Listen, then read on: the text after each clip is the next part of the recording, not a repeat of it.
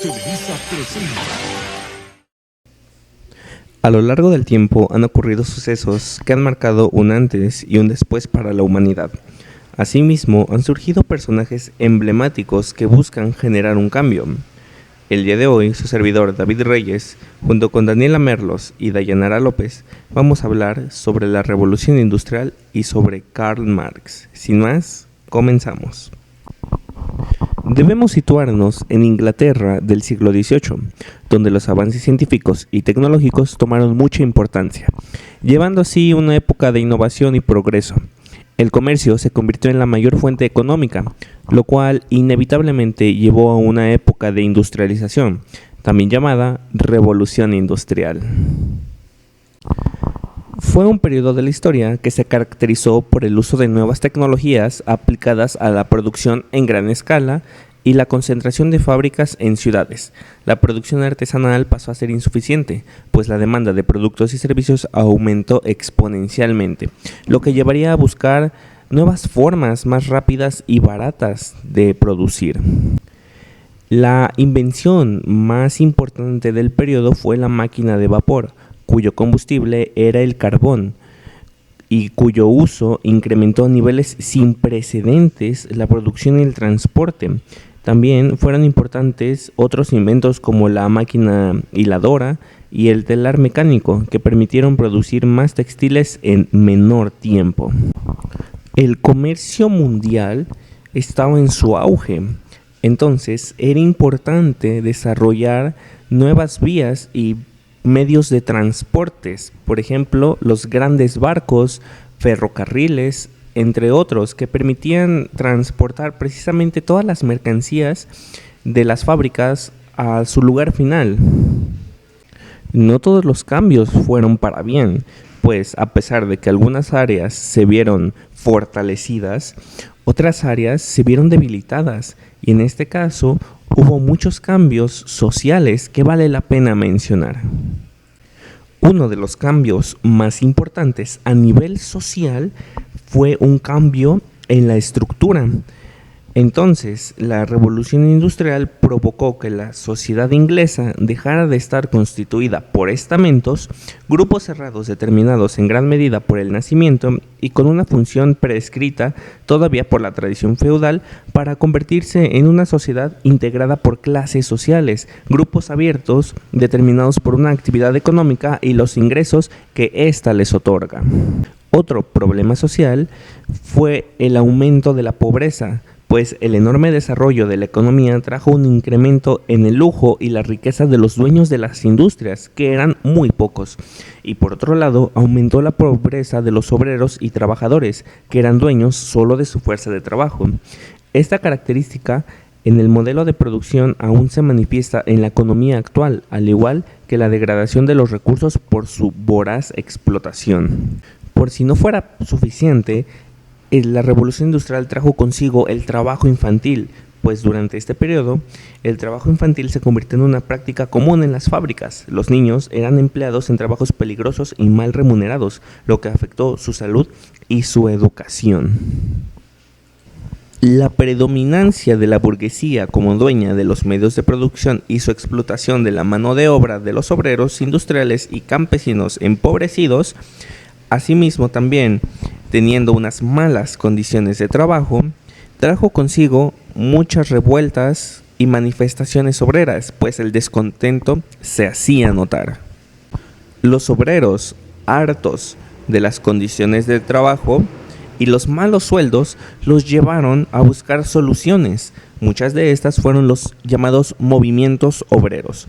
Uno de ellos fue el cartismo, que consistía en mandar cartas pidiendo mejores sueldos y mejores condiciones de trabajo a los patrones, cosas que pues realmente no les cumplieron.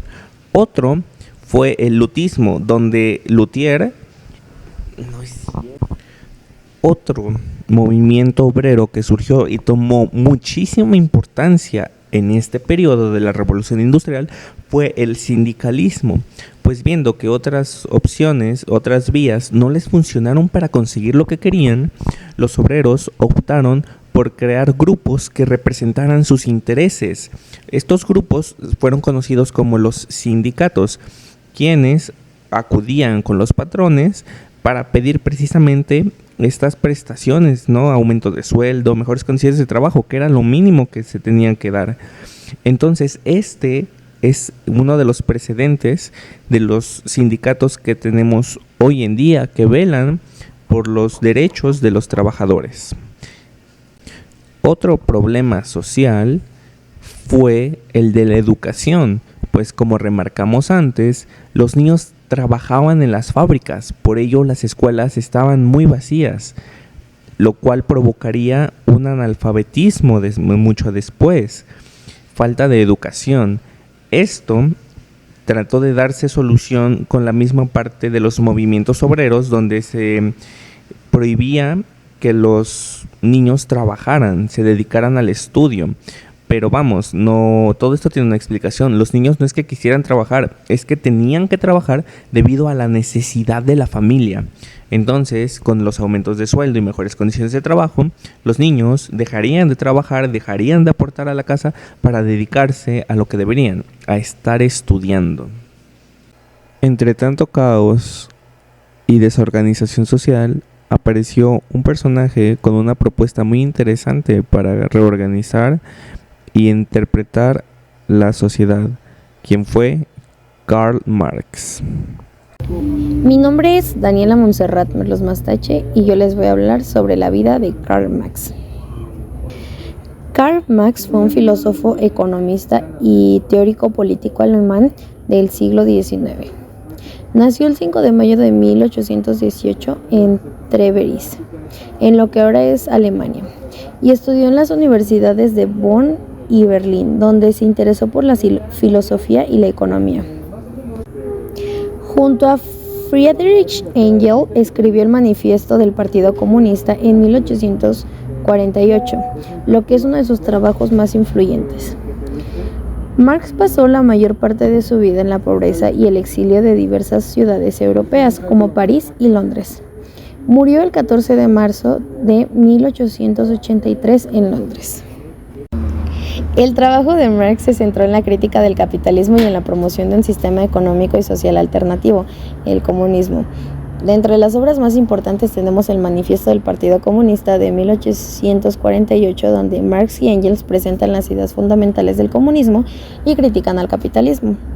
También tenemos El Capital, una obra de 3 volúmenes en la que Marx analiza el funcionamiento del capitalismo y las relaciones de clase. La ideología alemana, escrito en 1846 y publicado póstumamente, donde realiza una crítica a la filosofía alemana de su época y desarrolla sus propias ideas filosóficas. La contribución a la crítica de la economía política de 1859 introduce conceptos clave como la plusvalía.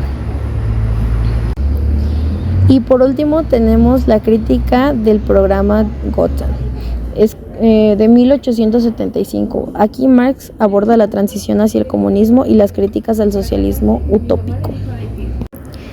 Dentro de las frases célebres de Karl Marx destacan 3. La religión es el suspiro de la criatura oprimida, el sentimiento de un mundo sin corazón y el espíritu de una situación carente de espíritu. Es el opio del pueblo. La historia de todas las sociedades hasta la fecha es la historia de las luchas de clases. Y por último, la acumulación de riquezas en una extremidad es al mismo tiempo la acumulación de miseria en la otra.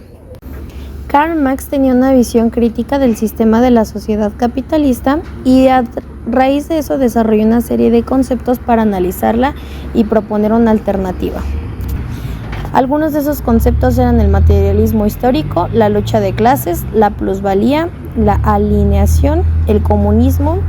También manejaba la abolición a la propiedad privada, la dictadura del proletariado y la superestructura. Con estos conceptos analizaba la sociedad capitalista y buscaba proponer una transformación hacia una sociedad comunista sin clases. Sus ideas siguen teniendo un impacto duradero en la teoría social y política, y su obra más influyente aún sigue vigente en el pensamiento crítico y en los movimientos sociales alrededor del mundo. A raíz del socialismo es que aparecen conceptos como la igualdad, la propiedad colectiva, el bienestar social, la democracia social y el control obrero. El objetivo de Marx era diseñar un sistema social que eliminara las diferencias de clases entre el proletariado y la burguesía.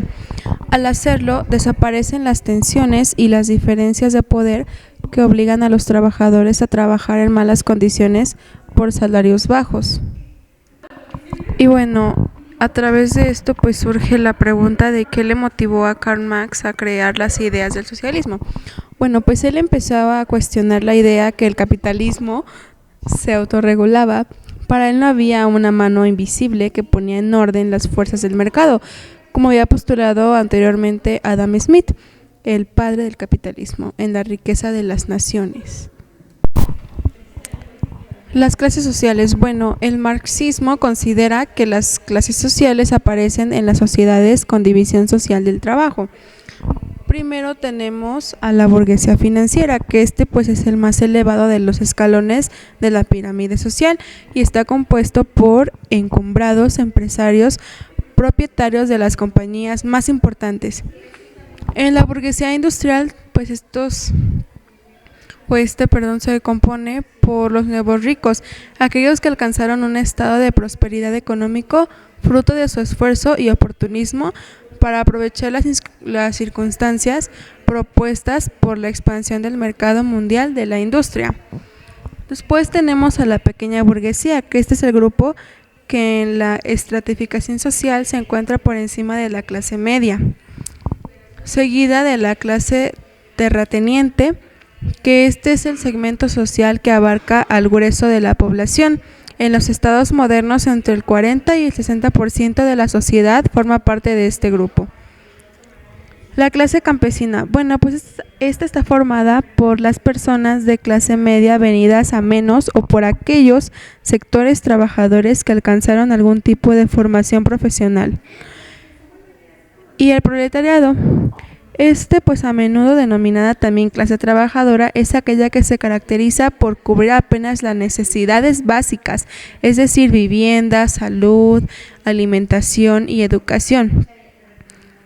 Su forma en su mayoría de individuos pues es de bajo nivel de instrucción, son muy vulnerables a los vaivenes de los ciclos económicos y permeables a las enfermedades. Una solución a la problemática social que se estaba dando en ese entonces, Karl Marx propone el socialismo. El socialismo es la teoría, doctrina o práctica social que promueve la posesión pública de los medios de producción y un control colectivo y planificado de la economía en pro del interés general de la sociedad. El socialismo puede ser no estatal, mediante la propiedad comunitaria en un sentido amplio, o estatal a través de la nacionalización y la planificación económica de la producción. Es un sistema socialista al establecerse la propiedad social, es decir, colectiva, de los medios de producción. Desaparece cualquier forma de propiedad privada de los bienes de capital y con el capitalismo como forma de apropiación del trabajo asalariado.